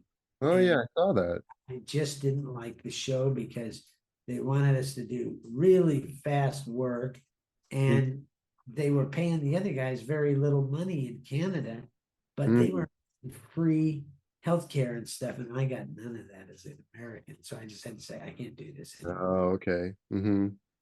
That was your most recent And that was the last regular thing. I did a couple of freelance jobs that were okay and fun. There was a samurai thing. It was really fun to do called Road of Vengeance that these guys were putting together, and they had me storyboard this whole thing about a samurai. A leader of a group of warriors and samurai that were defending this fort against a wizard and his army of undead warriors, and that was really fun to do. Oh, that sounds fun. It was a blast. I don't think they ever sold it because we'd have all heard about it. They Yeah. wrote a great script. It was thoroughly fun to do, and paid pretty good on that, but that wasn't as much about the money. That was about having something really good to work on. That's cool. How is it working on Halo? That's a huge Blast. It was a gas. Yeah, a real good time. They Yeah. gave me plenty of time to do what I wanted to do. And the boss always kept saying, "You're overdrawing this thing. We don't need a done comic book here." I said, "Brian, I'm doing it at night. Sometimes I don't care. I just want it good for you. And I want it good for myself." So I was having fun, and it was fun to have a puppet to play with of Master Chief, because that's a tough thing to draw, but not when you've got a puppet and you learn how to use the movement stuff. What's the name of that program where you can move stuff around? Oh, so it wasn't like a toy. It was it in maybe Blender, or no, they didn't have Blender back then. No, So not Blender. SketchUp or What was that? SketchUp? No, SketchUp. I was familiar with because we used it for other things, but this was It was a poser. You were was a posing software that everybody used on everything. It was very popular at the time, and I just learned how to use it while I was there. And it wasn't the animating thing. It was just about posing, and you could set up poses and then get the animators to work from there. But this allowed me to take that rigged figure of Master Chief and pose it in any way I wanted to, and I was getting exact images of what I needed to draw. So it was really great. Yeah. Yep. Yeah. There's nothing wrong with using good reference. exactly. That's another. I use these guys sometimes. Yep. Yeah, those are great. I've never had one of those particular ones, but I use that, and I also use what's it called? I got it right down here. It's a figure posing software that you can pick man, woman, whatever you want, find a pose that's close to what you want, and then turn it around to see where it is exactly you want to work from. And I like that a lot. That's a lot of fun to work with, so that I feel more comfortable when I'm, but they're off sometimes too. They're off. Oh, you get an abstracted muscle and yeah, things. you can't take this literally, but Yeah, exactly, yeah, you still have to fall upon your knowledge of figure drawing. Yep, you do, exactly. All right, great. Well, I'm learning all sorts of other things too. Like I always wondered how they did these wonderful detailed backgrounds for manga, and now I'm realizing there's a whole thing on Clip Studio Paint. you know what? I Shows just you exactly how to do that. I've been hearing about Clip Art Studio or whatever it's Oh, called. Clip Studio Clip, Paint. yeah, Yeah. Clip Studio Paint for years, and I know this has become a standard for comic book illustrators in the Yes. industry. And honestly, I've just been so busy. Like on what? Well, only It's reason we're very doing, close to Photoshop. If you can do Photoshop, you can yeah, learn pretty quickly. right. And I have been. I like you're working on your I'm gonna get this wrong. Your gizmos and gear. Gizmo and Gears, yeah, Gizmo Yeah, and Gears. and then I'm working on this thing called the Pride, which I've I been doing know, yeah. character designs for, and now I'm doing a web comic. They have a web comic uh what do you call it? Template built right into the Clip Studio Art. So I'm just now learning all this stuff, and it's got a whole poser thing. You can pull in figures and pose them, and it's pretty Yep, awesome. yep. Yep. And they're really they've just got so many neat things you can play with. And I'm Mm. just looking at a whole new facet to comics. And I realized this isn't really cheating because I look back on what Neil Adams used to do. He used to use photos all the time, and sometimes put a photo right in the comic book and draw figures for the foreground and stuff. Yeah. And I'm going, so what we're doing now is we have like a software that if you take the right photograph, you can turn it into a drawing and use it not as is, so to speak, but you can take different elements and you can put figures over it and stuff, and it works real good. I just did you see that Cull cover that I redid? That was a Gil Kane cover, but Mm. Yeah, I yeah, did. Sean Awesome. had me do it. Well, that temple piece that was in there was worked like that from a piece of actual temple from Mesopotamia, I think it was. Mm. And because I wanted something that looked even more Historic. ancient and stuff. No, there's no history in the Hyborian age, Oh, I wanted yeah. to look more realistic. So Uh-huh. I used that and then I added stuff to it and put foreground elements into it. And it worked better for me. And it was fun to do that because that Yeah. was the comic book that I inked. I inked an Ernie Chan a story for Roy Thomas of Cull. Mhm. And it was a Gil Kane cover. And Sean asked me to, he says, do you want to redo this one or do a different version? And I said, yeah. I said, I'd like to do that because I love Gil, but this is one of those cases where he used those dancerly looking kind of poses on a character like Cull, and Cull would never do that, especially with an axe and a sword. I mean, those are heavy objects, really. And so you're going to have to stabilize your body when you're using them and stuff. So I Mhm. did it the way I thought it should look, And it Awesome. was really fun to do, really fun. Yeah, great. Well, it's so great to hear you're still staying very active, drawing every day. You're working on a comic. Is there anything else that you're working on that? Well, there's still a lot of commission work comes in all the time, Hmm, great. And these great moments like having the female Thor, Jane Foster's Thor. They Oh, brought her to great. the screen. They credited me in the movie and stuff, Yeah, and flew me down to California to see the film. So it was really fun that's for great. them. But then, did you see that Star Wars cover of mine that sold this last September? I don't know that I've seen. Number 5 that Dave Cocker made. Uh-huh. I didn't own it. I sold it years Oh, ago. okay. But it Huh. at auction for $102,000. Holy smokes. That's great. Who'd have thought a piece of comic books that I did would sell for that? And I'm going, wow, that's just stunning, Yeah. Well, you got a lot of fans, and there's a lot of us in That's there. the point. So there's still a lot out there for me to do and me to have fun with. Awesome. Are you doing conventions at all? Yeah, in fact, I'm going to do Emerald City this year for the first time, all 4 days. You'll probably. Artist Alley. I'm assuming you'll see Brian Snowdy there. I'm Usually. hoping Brian's going to be there. Him and I have talked, but he hasn't told me he's going to be there. But I take it he is. Mhm. And I know Dev and Augie will be there because Oh, they're great. always there. Mhm. And Stefano almost assuredly will be there. Oh, cool. Yeah, because I've been, he did a lot of um work with you on doing finishes on storyboards, I think after I had left. yes, he did, yeah. And And he ended up being a collaborator in comics too. yeah, you guys did some great work on Batman series, Yep. I recall. Batman family. Yeah, that was beautiful stuff. His stuff And is very kind of almost like painterly oh, inking it's great. Yeah, it's brush. just And it's a great match with your very well kind of structured, laid out pages. I agree with you. That's why I have fun with him whenever I work with him. In Hmm. fact, one of the things he did was he would call me in to do some background and assistant work on him on further things when he just needed help, and I'm always willing to jump in. And I ended up inking some Lee Weeks stuff, and I had really never done Wow. Lee Weeks, and we did like I've got a double page spread that Stefano gave me that we worked on Lee's stuff, and it's a shot of the helicarrier, and it's got Iron Man and Nick Fury and stuff in it. And you know what Weeks does these days. He's Yeah. just stunningly brilliant. Oh, he's one of my favorites. Me too. I love his work. Going way back, I mean, I thought he's always been great. Yeah, he's still fantastic. He just probably just keeps getting better. Oh yeah. Every time I see his commission work, I'm just like going, wow, if I see this guy at a convention, I might buy one of those because I don't buy too much stuff. I bought a Jose Luis Garcia Lopez Mm.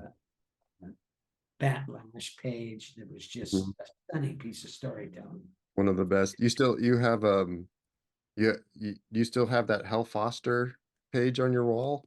Yeah, I kept that, and I sold a lot of my other stuff to, just because it was time for me to divest of most of the artwork in the studio. And I was amazed at the stuff that sold that made the most money. I mean, the one piece I had that made the most money during the auction was a Steranko piece that wasn't for any comic book. It was for Phil Seuling's New York Comic Con back in the 60s.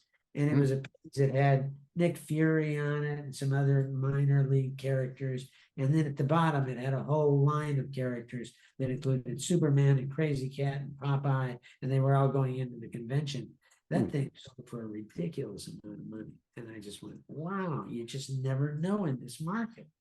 How much? At the time, that was 2016, $20,000. Wow, nice. Two of my covers sold for 10 grand a piece.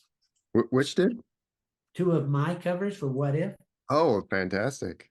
Yeah. Well, one of those the Lady Thor covers or No, that was John Buscema. The one of mine that sold was Captain America. How about, was it that one? Captain America one, because I kept it for years because I didn't want to sell it, but I decided, no, let's see what I can get when it sold for $10,000. To me, that was stunning because Yeah. I didn't have any idea what was going on in the market. I just didn't have any idea. But That's when I called the head of the comics over at Heritage, because I knew that I had something they wanted, which was a Bernie Wrightson piece. You remember the Bernie Wrightson piece I had, the one with the John Carter of Mars and Tars Tarkas, and it was pretty much in shadow, a lot of it. Anyway, they were doing a Bernie Wrightson sale, so I told them that I had it for sale, and I told him my name, and Ed Jaster, the guy over there, says, "Is this the Rick Hoberg?" And I thought, oh, he knows who I am. awesome. So I had, and I made a deal with him to go ahead and sell most of my collection. Oh, you're in good company. Bernie, I remember Bernie Wrightson. I don't know if it was a Thanksgiving party at your house, but Yeah, he was there. Bernie Wrightson was there. Yeah, and he actually said to me at one point while looking at that piece on the wall, he goes, this is one of those pieces that was stolen from me years ago. And I said to him, Bernie, that's not going to do you any good right now because I paid good money for that and I'm keeping Oh, it. that's funny. Yeah, it was great to meet that guy in person. He was a terrific guy. Yeah. He was. I remember the swan song of his work for me was his Frankenstein illustrations, and yeah, Those must I have don't know. taken. I asked him about it. He said he lost his sight. Like he had to wear like glasses after that or something. Yeah. I believe. Yeah, they look like engravings, but they're done with ink lines. Yep, it's just amazing. I looked at those, and every time I look at them, I go, "These are just." I know Dave Stevens put in a lot of work on Rocketeer, but Yeah, it's just unbelievable work. Yeah, they're up with the greatest, like Gustav Doré. They're like Yep. of greatest of humankind. I Black agree. nations. Among the best things ever done for comics, it's right up there with, for me, it's up there with Hal Foster's. Yeah, it was also brilliant for Yeah. sure. Oh, very cool. Well, I think we did it. I think All right. we If you got got up present. anything else you want to talk about, just give me a call and let me know. We'll do a couple more. I'll Yeah. probably do another background. I don't know. To be real frank with you, it's nice to have this background up there, but I don't exactly know how it got up there. It's great. Really? It just showed up. Well, it's better than the back of my studio right now because there's a big table, that old table I had, Mhm. that board table, because I never use that. I now use these kinds of things. It's Huion, Mhm. a light boards to work from, and I bought one that's Japanese now, that's Mm. rechargeable. You can charge it and it stays for 6 hours without a plug-in. Oh, that's cool. Yeah, Yeah, I'm still sort of locked into my cockpit with my yeah, I draw on a Cintiq, but it's a big bulky one kind of sitting right next to my computer here on the desk. yep, like me too, right here. It's right here. This is my new one. That's my old one. This Yeah. is hooked to an old Mac, and here Oh, comes the puppy. oh, nice. Yeah, this is Wolfie. What's his name? Her name is Wolfie because Wolfie. she is Okay. literally the wildest dog I've ever owned. She's the one I thought would start barking while we were working because Oh, she she's been good. Been a good girl. yeah. Yeah. I thought I was wondering if you had like a green screen behind you because you're actually very, very well integrated into I your know it's a good background. I'm watching it myself going, wow, this thing isn't, I'm not losing my ears, if you know what I mean. right. Because Exactly. I say put up these things and their ears disappear into them. Yep. Well, honestly, I just needed a good excuse to talk to you and catch up with you too, Rick. Yeah, It's it's been fun. been too long. Yep, it has been. This is fun. Hmm. And yeah, and I don't get travel nearly as much as I would like, but if I can get up there, I'd love to see you in person at some Come point. by anytime. Yeah, yeah. We're in Yeah. Lake Forest Park now, and if you come Mhm. by a convention like Emerald City, you can stay here because that's what I'm gonna do is just drive over there. I'm Oh, not gonna all right, try. that's what to think about. Yeah. And if you're ever down in LA for sure, yeah, hit I me up. tried to get into what is it, WonderCon, and they just don't seem to have a place for me this year. I started too late, I guess, Mm-hmm. and I'm still trying to get a place in the San Diego Con.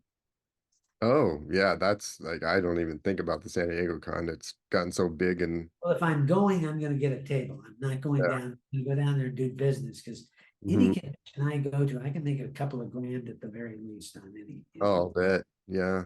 Just doing sketches and selling art. And just signing comic books. I charge to sign comic books these days. Awesome. In fact, I had a group of fans at the Terrific Con in Connecticut come up to me and get really angry with me one year because I wasn't charging to sign comic books. And they said, when you do that, that lessens the value of our comic books. And I went, okay, I'll do it. I said, Oh, I charge $5. They said $10 a piece. And right. they all put $10 down. And I Right. went, okay, it's a deal, My arm. Yeah. And you can make good money doing that. Yeah, that's great. All right. Well, definitely say hi to Alita for me. How's Alita doing? She's good? Great. She's actually over in her office. She just called me a moment ago on the phone, and she's over in her office taking clients because she's a therapist, Hmm. and she does it out of the home now via telehealth. So we're both on Zoom right now. Oh Yeah. no, she doesn't use Zoom. She uses the proprietary healthcare. Hmm. Yeah, the world's gotten a lot smaller with the advancements and all this stuff. Yeah, and the virus that went around. Yeah, the COVID sort of changed everything. Yeah, I was working in-house almost exclusively up until COVID hit. And then Yeah. I was directing on Young Justice. And then the production manager called us all in for a meeting. And he's like, there's this weird thing, virus that's like spreading everywhere, this, COVID. So You we've set could up, really we've set die. up, yeah, at the time, yeah, it was So we set up these online servers, and we're going to give you a Cintiq and a computer that you can take home with you, and I've been every production I've been on, I've been working at home ever since. So it almost doesn't matter living in LA. You could direct even, really. Oh, of course, yeah, I don't see any problem with it. Most people that did that, and I think it worked well for everybody. And I actually wear a mask all the time when I'm out now during the winter and fall because Yeah, I do too. I haven't had a cold or a flu since then. Now I get my shots too, but Yeah. nonetheless, that is unusual. And so I went and I did catch COVID about 2 summers ago, and that had with me being on a flight home from Connecticut. Mm-hmm. I ran into a young Chinese girl and her grandmother, and the Chinese girl near the end of the trip pulled out an iPad with Procreate on it and started cartooning. And I thought, I can't not say something to her. There's a reason that she's sitting here next to a professional cartoonist. So I started talking to her about it, and I said, would you translate to your grandmother so that she doesn't think I'm hitting on you or something? So this is what I'm talking about.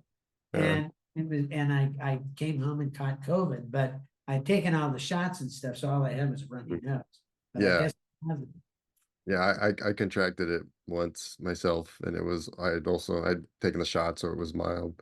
But yeah, I'm like you. Really hardly anybody seems to be wearing masks, but I'm usually that one guy in the grocery store or the movie theater wearing a mask. me too. Yeah, me too. I'm not gonna catch this again. I don't want it, and Yeah. it could get bad. And I'm just Yep. old enough to die from something like that. Smart. Well, we want you around as long as possible, Rick. Me too. That's where I want to be too. I'm really happy to see how just like, because like I said, you had revealed to me a couple years ago that you had Parkinson's. I'm really happy to see how just, you're just Rick. Yep. Oh, it hasn't changed much at all. There's certain things that you would notice if you were around me all the time. Voice pattern is a little different and lower. In there's a thing that happens that your voice lowers and your voice gets a little more rough. And there's a couple other things. If you're not careful, you can end up drooling, which is something I don't like to do. And because your body forgets to do things like you normally swallow all the time. I don't. I have to think about it. Interesting. Yeah. And if I don't think about it, it can happen to me. And I don't want to happen. Absolutely. Yeah, you go, Oh, all right. Well, great, Rick. Let's definitely talk again. Okay, sounds good. And yeah, great talking to you, man. You take care. All right, you too. I'll let you know about the Kickstarter when I figure it out. Please do. Okay. Okay. Bye-bye. Bye-bye. Hey, I hope you guys enjoyed the first episode of Cartoon Insider. There are a few things I missed during the interview. One I can't believe I didn't mention was the animated Spider-Man from the 1990s. In addition to the X-Men, I remember working quite a bit on Spider-Man, maybe even more so than the X-Men. Also, as far as comic books go, Rick had a very notable run on Green Arrow with Mike Grell that spun off of Mike Grell's classic Longbow Hunters graphic novel. And Rick wanted to make sure that I mentioned his work on the All-Star Squadron for DC. This would be, I believe, in the early 80s, working with Roy Thomas. I thought about including the X-Men Pride episode, but I think it would be more fun just to go ahead and include a more rarely seen video that showed sort of the inside process of how Spider-Man and his amazing friends gets made. So check it out. You'll get to see a young Rick Hoberg and a young Larry Houston working at their drawing boards, making a classic cartoon. I will see you all next time. Take care.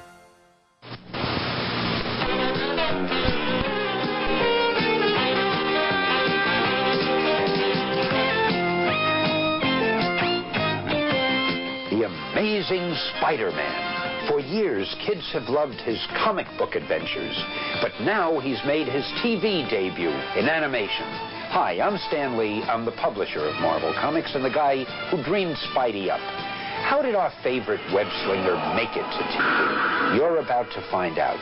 Come follow me behind the scenes in Hollywood, where we'll meet the artists, the actors, the writers, and the other wizards who all put Spider-Man on the move.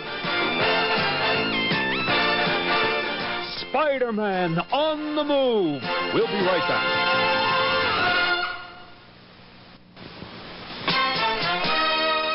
Now back to Spider-Man on the move.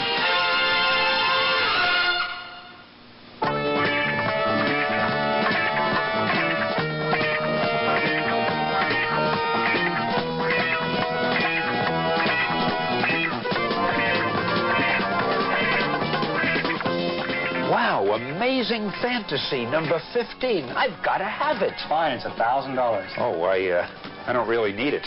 Wow, I never dreamed the first Spider-Man comic would become so valuable. And it's hard to believe that it's been 20 years since I first thought up the story of Spider-Man. Peter Parker was a pretty typical high school student until one day at a science demonstration, he was bitten by a radioactive spider. Now, that accident gave Peter the power to climb walls. It also gave him tremendous spider strength. He vowed to fight crime as the Amazing Spider-Man, and he became the most popular comic book hero in the world. The only trouble with comic books is they don't move. Until now. Welcome to Marvel Productions near Hollywood, California. This is where we're turning many of your favorite comic book heroes into animated TV shows. But before Spidey can move, we have to know where he's going. Now, that takes writers to create the story. And the first step is a story conference. So, in other words, he has to do something where Firestar is brought into the scheme because of her powers. Yeah. She's the only one in the world who can do something along with him. That's good. I like that. That's fine. There's a lot of give and take at a story conference.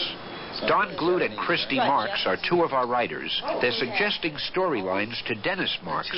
Dennis is no relation to Christy, but he is story editor and producer for our latest television series. Spider-Man and his amazing friends, Iceman and Firestar. How evil was he? I mean, is he like a Frankenstein? Does he create a monster or something like that? Television and comic books have one thing in common. They both depend on pictures to tell the story. Everyone at the story conference tries to come up with strong visual ideas. Fire monster. A fire monster. Huge. A huge monster is about, 10 stories high. Bigger. 20 stories. Now I'm scared. 20 stories is frightening. And it stomps through the city, and everywhere it steps, everything bursts into flame. Of course, any trouble our spider friends get into, they also have to get out of. If you write yourself a giant fire monster, you'd better be able to get rid of it. Wait a minute. I've got an idea. Iceman freezes the Hudson River in columns. And on cue, they melt the ice columns, and the water comes rushing in, engulfing the fire monster, and we see his fiery hand go down. As you can see, our writers can be real magicians when it comes to dreaming up stories. They keep the ideas coming, fast and furious. I got it. The Goblin has a formula that'll turn everybody in New York into ugly little green goblins. My formula will make everyone ugly, grotesque, horrific. Like me! I got it. Craven brings dinosaur eggs back to New York, hatches them, grows them into a full-size army of dinosaurs, and uses them to take over the city.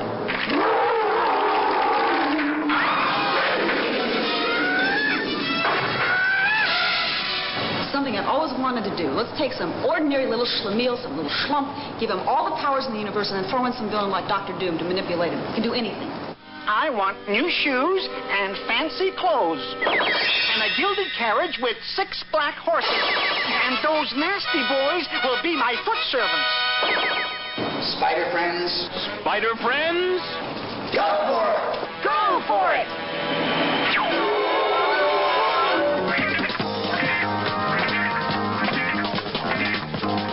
Most of our TV characters come right from the pages of Marvel Comics, but every once in a while we have to create someone new, as Dennis Marks explains. One of Spider-Man's amazing friends was supposed to be the Human Torch. But we were afraid if kids saw a fiery body, they might get the idea that it's all right to play with fire. So we changed the Human Torch into a brand new character.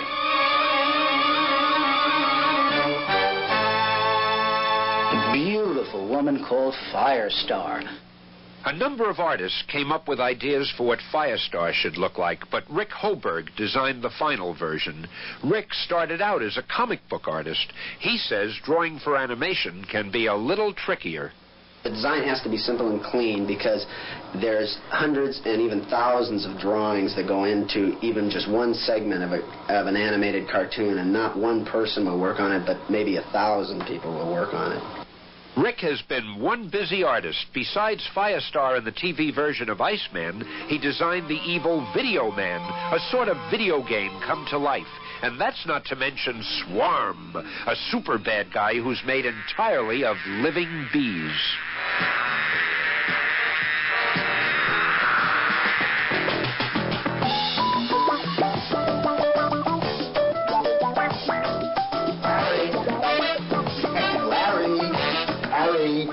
How are you? Oh, hi. Good tune. Listen, I was going over Don Blut's Chronicles of the Century script about the dinosaurs. Larry Houston is one of our storyboard artists. It's Larry's job to take our written story and translate it into clear, interesting pictures that our animators can follow. Okay. All right. Thanks, Larry. Okay, man.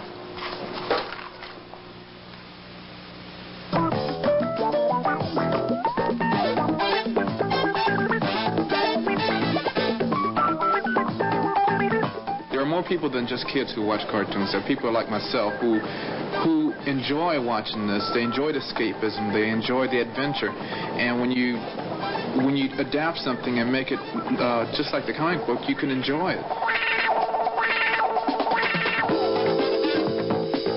A finished storyboard is a lot like a comic book, and it gives us a chance to see how good our story looks all together.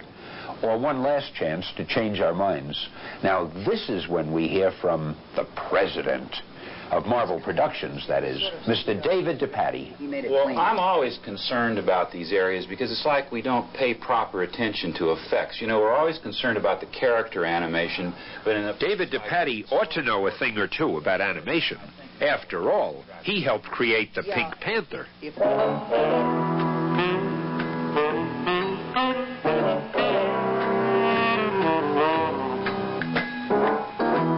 David says there's a big difference between animating the Pink Panther and the Amazing Spider-Man. In the case of the action-adventure characters like Spider-Man or the Hulk or any of the other Marvel characters, a great deal more attention is paid to story. One more swing and I'll try it. Oh, no, you don't. You see, we really have to tell a story that has a beginning, a middle, and an end. Something that makes sense. Where with a character like the Panther, we're really more interested in fun. When you work every day with such exotic make-believe characters, they begin to seem very real. The Pink Panther, I've been drawing him for 15 years. Excuse me, I have to go.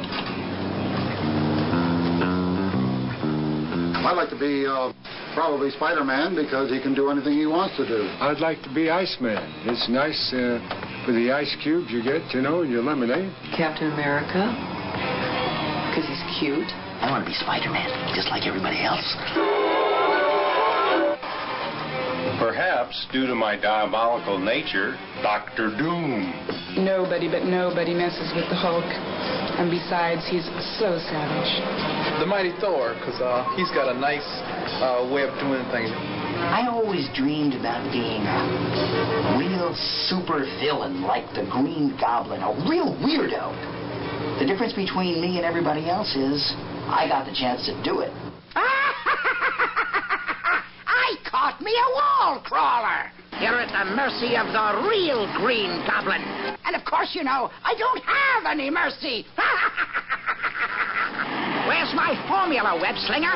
My formula will make everyone ugly, grotesque, horrific, like me. Very good, very good. Now come on in here and be a producer. You'd better believe that Dennis Marks loves the chance to ham it up as the evil voice of the Green Goblin. Back in the recording booth, Dennis will work with director Alan Dinehart to make sure that every line of dialogue is recorded just right. And then we do 208, Spider Friends, go for it. Okay? Take one. If you had a formula, what would you do to get everybody in New York to try it? Advertise on television? No. Actress Kathy Garver plays Firestar. Does she look familiar? She played Sissy on the TV show Family Affair. Iceman is played by actor Frank Welker. And Dan Gilvezan is the voice of the amazing Spider-Man. And Peter Parker, too, of course. There is a difference between the two voices. Peter Parker is a college student. He's very unsure of himself in a lot of ways, especially with girls and things, and which I can relate to very easily. And like Peter might sound like, well, gee, we got to go over here sometime. It's a little bit sort of up in a higher register, a little bit different. When he becomes Spider-Man, he becomes a take charge sort of guy, and it's closer to my real register, and it's more like, Spider Friends! Spider Friends! Go for it! We gotta have more enthusiasm with the go for it. Every line of the script has a number. That's not only to help the actors to find their place. Later on, it will make it possible to splice the voices together. Director Alan Dinehart helps the actors deliver each line with just the right expression. Once again now. Take two. If you had a formula, what would you do to get everybody in New York to try it? Advertise on television? No. You get people to breathe it, or eat it, Or drink it. He'll try to put it in the drinking water. I hate to say it, but the wall crawler's right. And the city reservoir is right here in the park, just a few blocks away. Spider Friends, go for it! Very nice, very nice. We could use that. Aunt May, don't!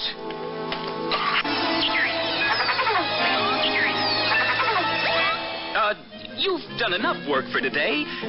Peter Parker's Aunt May is played by the First Lady of Cartoon Voices, Miss June Foray. I play Aunt May in Spider-Man, but you probably know me in quite a few other characters, like Hokey Smoke, Rocky the Flying Squirrel, and also Natasha on the same show, darling. And little Nell, who loves Dudley, but Dudley always loves his horse, unfortunately. And of course, all the fairy godmothers and the fractured fairy tales and the little princesses. And don't forget scary, brash, impolite, And all around, yucky.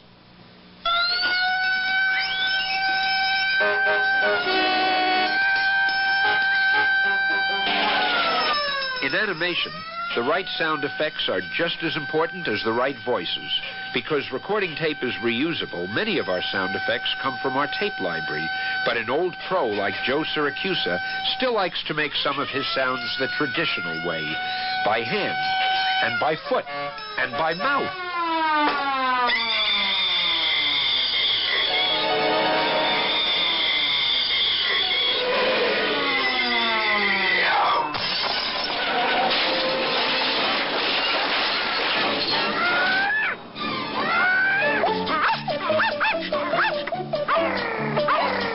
You never know where you'll find the next great sound effect. This is Ms. Lion, the Spider Friend's pet dog. Her bark is supplied by Iceman himself, actor Frank Welker. Like, we were trying to find a voice. We could have done a Beverly Hills watchdog sound, which is was a little too small. So we decided it is a female dog, and we wanted to get a sound, so we went with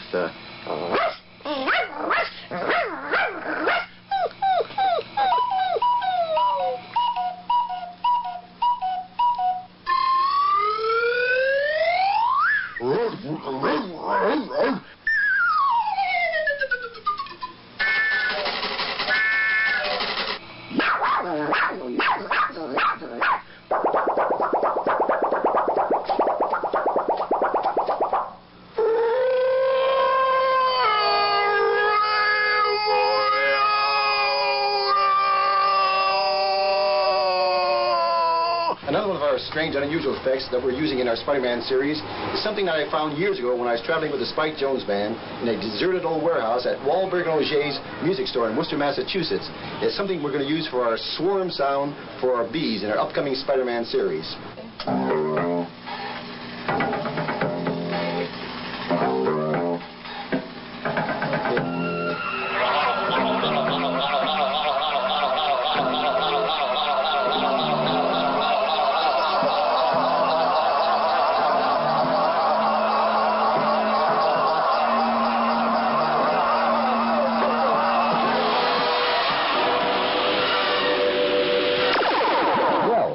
Now we've got all the voices and the sound effects and the music recorded on reels of film, but they haven't been put together yet.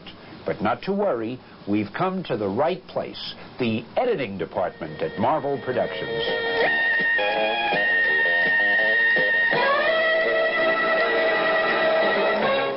Sound editors like Joe Siracusa complete much of their work before our animators draw a single picture. Joe has to carefully measure the length of every word and every beat of music. This is information the animators will need to make the pictures move to fit the sound. All that soundtrack information is written on timing sheets. Animation directors like Bob Richardson refer to timing sheets again and again, especially when it's time to match the words on the soundtrack with the motion of the character's lips.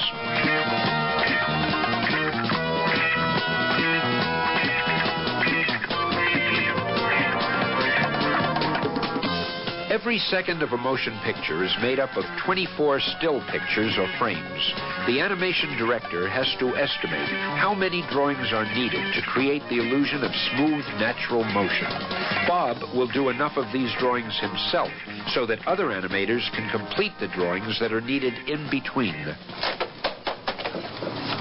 I think it goes through there pretty good, pretty smoothly. We have many different directors and animators working on our Spider-Man stories. That's why we need supervising director Don Jerwich to keep an eye on the whole operation. Among other things, Don makes sure that Spider-Man looks the same from story to story. The best way to check whether a character is moving the way it was planned is to do a pencil test. That is, to make a test animation of the unfinished pencil drawing. This gives us a black and white sneak preview of how the finished work will look.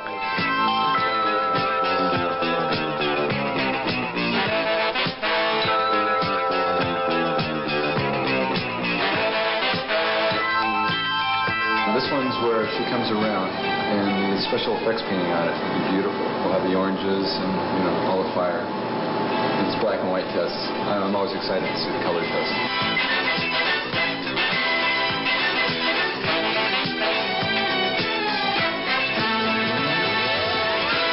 Did you know there's such a thing as male paint and female paint? Well, take it from me. In Hollywood, anything is possible. What I mean is, the paint we use to color our female characters are a little bit pinker than the males. Now, I learned that here in Marvel's ink and paint department.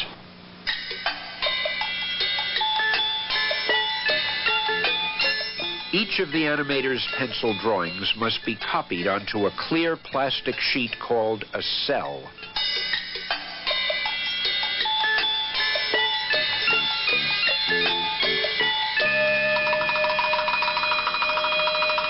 Our artists select from hundreds of colors and shades of paint. Each jar has been carefully mixed and numbered so we can find the same shade each time we look for it.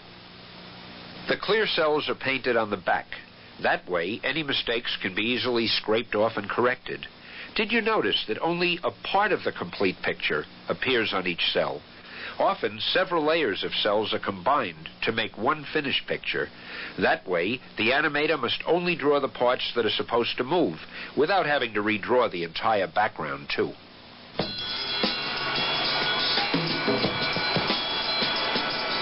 Here's where all our cells are combined with the right background, at the animation camera. Each cell has identical holes that fit onto precisely measured pegs on the camera table. That ensures that every picture is held in perfect position. Our animation camera is operated by John Burton. All we do is we follow all the directors' and artists' instructions on the sequence of their drawings, how they're to be photographed, and in what order. What we're talking about in the still photography on motion picture film is the pictures I take one at a time when they're run through a projector at 24 frames a second. That's when it comes to life.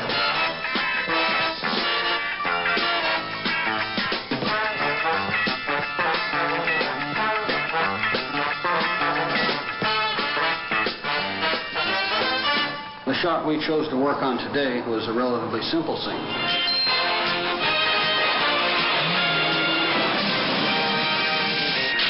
But in the Spider-Man series, we do have some very complicated scenes where we stack multiple exposures one on the other. And you can get through a scene of, say, 200 exposures, and you have to match frame all 200 of them 5 times with various special effects.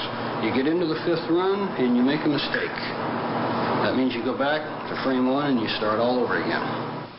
Much of the creative work we do is done right here near Hollywood, but there's so much work to do to make an animated show, we have to send it all over the place. Now, here in Utah, we do our storyboard layouts.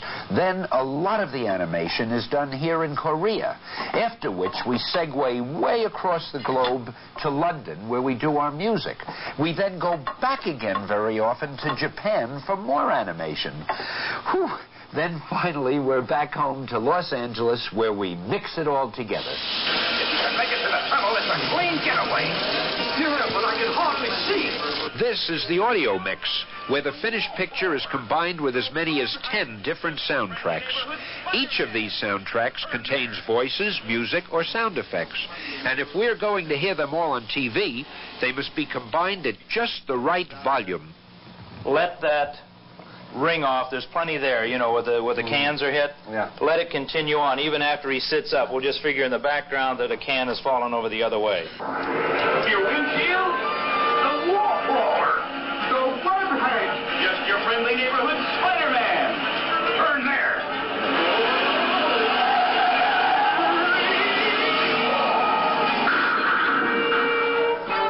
Now there should, wait a minute. There's more. Just your friendly neighborhood. It's taken more than 100 people over 6 weeks to transform our Spider-Man story from a written script into an animated cartoon. And at last, it's finished.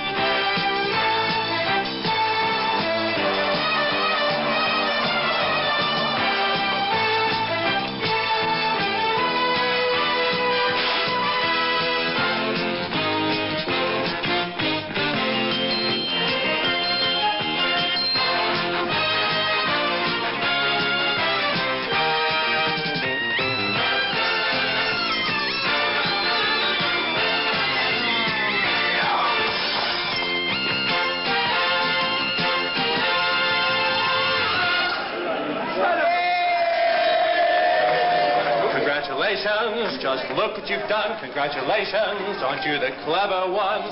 Congratulations, cause something new has begun.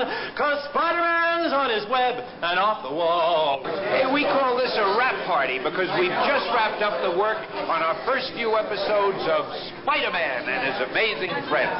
Now, I want to say hi to some of my amazing friends, but don't go away. I want to talk a bit more with you, too. Spider-Man on the move. We'll be right back. Now back to Spider-Man on the move.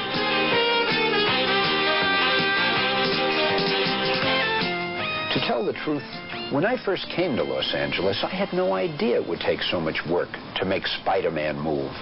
But Marvel Productions is an exciting place to work. Everywhere I look, I see writers and artists turning their daydreams into real TV shows. That's not so different from growing up, from learning the skills you need to make some of your own dreams come true. Thanks for joining me.